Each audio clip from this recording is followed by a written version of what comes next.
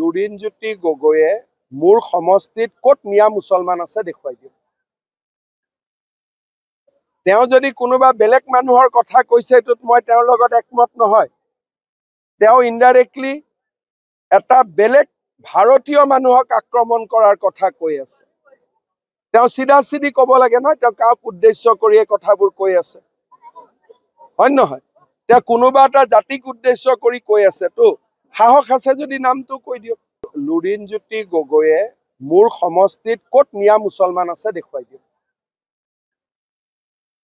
তেওঁ যদি কোনোবা বেলেগ মানুহৰ কথা কৈছে এইটোত মই তেওঁৰ লগত একমত নহয়। তেওঁ ইনডাইৰেক্টলি এটা বেলেগ ভাৰতীয় মানুহক আক্ৰমণ কৰাৰ কথা কৈ আছে। তেওঁ চিধা চিধি ক'ব লাগে নহয়, তেওঁ কাক উদ্দেশ্য কৰি এই কথাবোৰ কৈ আছে, হয় নহয়?